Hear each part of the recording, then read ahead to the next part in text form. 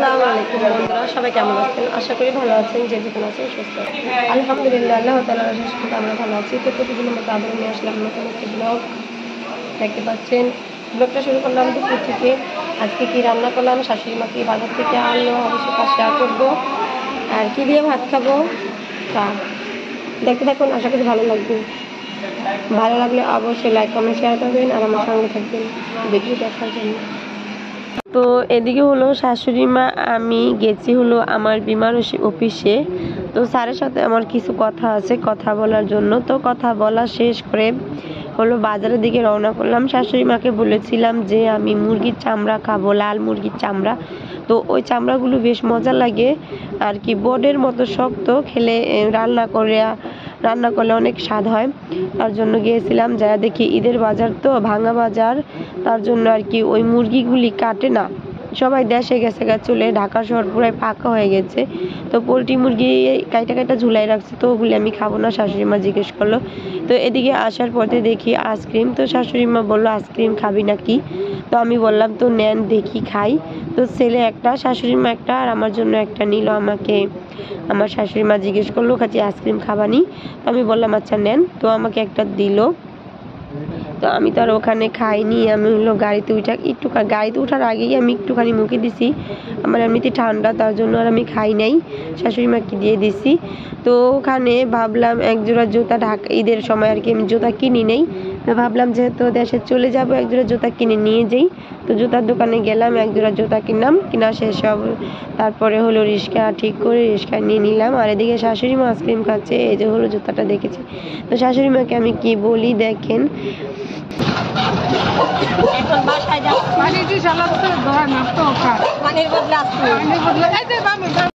তো আমরা বাসার কাছে অলরেডি চলে এসেছি। আমার শাশুড়ি মা গাড়িওয়ালাকে বলে দিল যে এদিকে বামে বামে। তো বাসায় আসতে না আসতে আমার শাশুড়ি মাকে আমি কিছুদিন আগে বলছিলাম কোন আইসক্রিমের কথা। তো আমার শাশুড়ি মা আমরা যে কয়জন মানুষ সেই কয়টা কোন আইসক্রিম নিয়ে আসলো। রিফাদের জন্য আসে নাই, ওইগুলো সারাক্ষণ বাইরে বাইরে থাকে তার ফুফাতো ভাইয়ের সাথে, এর জন্য আমাদের জন্য এনেছে। আর তার কথা জিজ্ঞেস করলাম, কয় ওই তো খাইই, তার জন্য আর ওর জন্য আনে নাই। দেখেন এদিকে আইসক্রিম নিয়ে দুই ভাই বোন হলো মারামারি শুরু করেছে। তো আমার শাশুড়ি মা হলো আমার জন্য আর আমার ছোট ভাইয়ের জন্য 50টা দামের আইসক্রিম আনছে। ওদের জন্য আনতো আর কেরি দোকানে 50 টাকা দামের আইসক্রিম ছিল না, তার জন্য বাচ্চাদের জন্য হলো 30-35 টাকা দামের আইসক্রিম আনছে। কিন্তু আমার মেয়ের কথা আর কি বলবো, না বললে হয় না। আমার মেয়ে বড় আইসক্রিমটা দেখে ছোট আইসক্রিমটা সে নিবে না। তো আমার ছেলে তো দেবে না আমার মেয়েকে, ছোট আইসক্রিমই দিবে, বড় আইসক্রিম দিবে না। তার কথা হয়েছে যে মার জন্য আনছে, মাই বড় আইসক্রিমটা খাবে। তো আমি বললাম যে মেয়ের চেয়ে তো আর আমি বড় না, আমার মেয়ে কান্না করবো আর আমি বড় আইসক্রিমটা খাবো, তা তো হয় না। তো ছেলেকে বললাম যে তুমি আমার মেয়েকেই দিয়ে দাও, আমি নাই খাইলাম, তো কি হয়েছে, আমাকে ছোটটাই দাও। তো আমাকে ছোটটা দিল। এদিকে শাশুড়ি মার মনটা খারাপ হয়ে গেল, তার কথা হয়েছে তোর জন্য আনছি, তুই বড় আইসক্রিমটা খা, ওকে না তো আইনা দিব নে। তো আমি বললাম না আমার মেয়ে খাও। তো আমার শাশুড়ি আবারও 50 টাকা হাত দিতেছে আমার ছেলেকে যে তোর মার জন্য 50 টাকা দামের আইসক্রিম নিয়ে আয়। তো আমাকে বারবারই বলতেছিল, আমি তখন বললাম না আমি আইসক্রিম খাবো না, 50 টাকা দাম, আমার দাঁতে ব্যথা করতেছে। তো এদিকে আমি আইসক্রিমটা নিয়ে নিছি ছিলে খাওয়ার জন্য, ছিলতেছি। আর আমার মানে আইসক্রিমটা মুখে না দিতেই আমার গালের ভিতরে কেমন যেন একটা ব্যথা করে উঠলো, আর আমার দাঁতের ভিতরে ব্যথা করতেছে। মানে আমি ঠান্ডা জাতীয় জিনিস খাবার খেতে পারি না, আমি ঠান্ডা পানিও খাই না, আমার গলায় হলো টন্স হয়েছে। আবার এমনিও তো আমার দাঁতের ভিতর থেকে হলো দাঁত ভেঙে গেছে, তার জন্য আমি কি ঠান্ডা জিনিস খাই না। তারপরে খেয়েছি, খাওয়ার পরে দাঁতে ব্যথা করতেছে, না খেলেও শাশুড়ি মার মনটা খারাপ হয়ে যাবে। কিন্তু আমার শাশুড়ি মা এমনিতে আর কি ভালো অনেক, আমরা যেটাই আমি খেতে চাই খাওয়ায় আর কি। আমার শ্বশুরও অনেক ভালো, আগে যেমনই ছিল এখন সে অনেক ভালো। এখন আমি অনেক দুষ্টামি করি আর যাইটাই খেতে চাই খাওয়ায়, আর বলে যদি না খাওয়াই তাহলে তাই আমাকে খোটা দিবে না। তো এদিকে আমি আইসক্রিমটা খাচ্ছি আর সন্ধ্যা বলে হলো লুডুস রান্না করবো। তো সঙ্গে থাকেন, আশা করি ভালো লাগবে। আর ভিডিওটি দেখার আগে অবশ্যই লাইক কমেন্ট শেয়ার করবেন আর আমার সঙ্গে থাকবেন। পানি কড়াই, এখন হলো লুডুস রান্না করব। আমার ছোট যা তো চুলাটা জ্বালানো হয়ে গেছে, এখন হলো দিয়ে দিবে।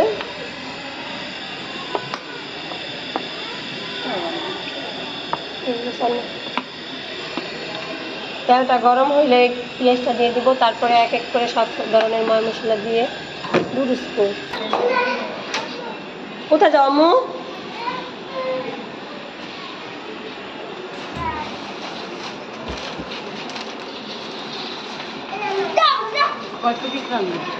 কত প্যাকেট আছে? 4 প্যাকেট লো, 4 প্যাকেট লো। তবু অল্প অল্প করে।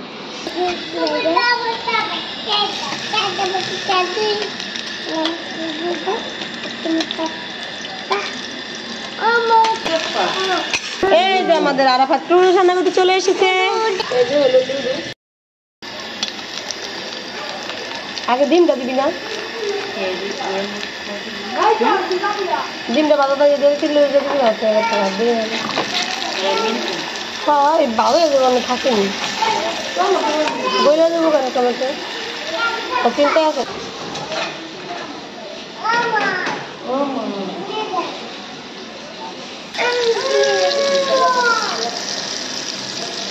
এখন হলো ডিমটাও হচ্ছে।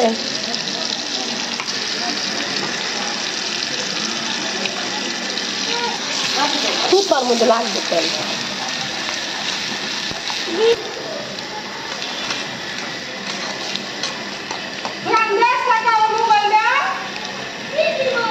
এখন ডিমটা ভাজা হয়ে গেছে, দিয়ে দিচ্ছি পানি।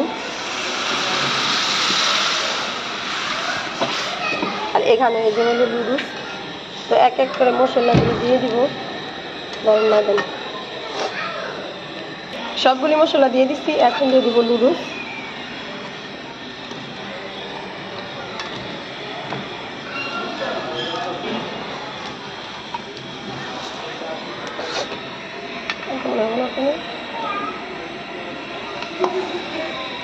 তো এখন হলো ধনিয়া পাতাগুলি দিয়ে দেবো। নুডলসটা প্রায় হয়ে আসতেছে।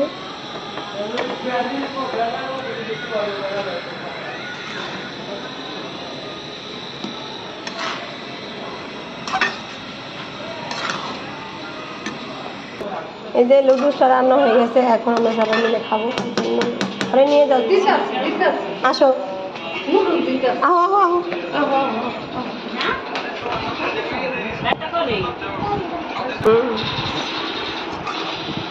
নিয়া দেখা দূরে যাও, নিয়া দেখা যাবো।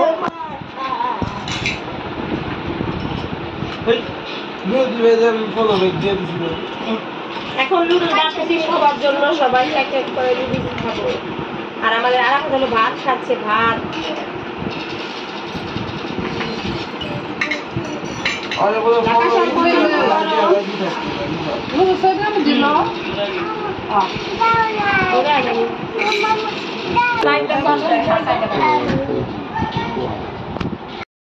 এখন সবাই নিয়ে নিয়ে খাবে। ধরো ধরো ধরো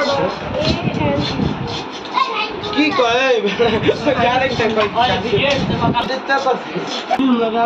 সবারে বেড়ে দিয়ে আমি হলো খেতে বসেছি। দেখেন আমার মেয়ে কি দিচ্ছে আমারে। অবশেষে আমার আধ খাইতে বোঝা গেছে। এদিকে মারামারি লাগিয়ে গেছে লুডুস নিয়ে।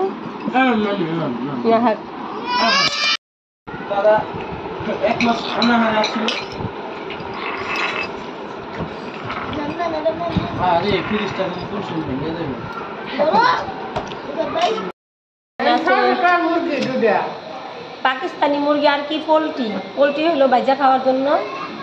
আর শাশুড়ি গিয়েছিল মুরগির চামড়া আনতে, কালকেও খুঁজেছি পাই নাই, আজকেও নাই। হ্যাঁ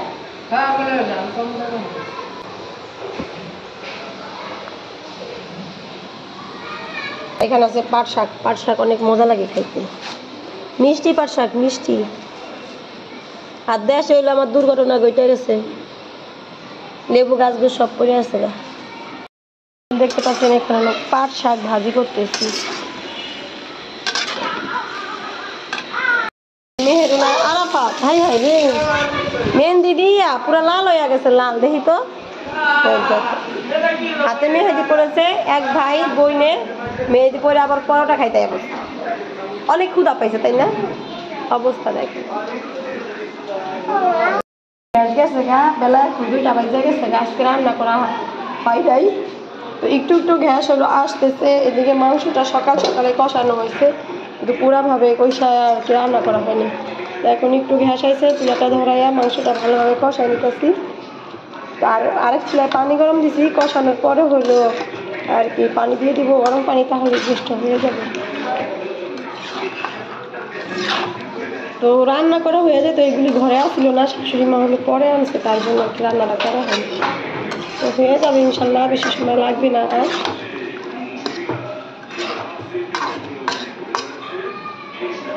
এগুলো এ পর্যন্ত, সবাই ভালো থাকবেন, সুস্থ থাকবেন। আল্লাহ হাফেজ, আসসালামু আলাইকুম।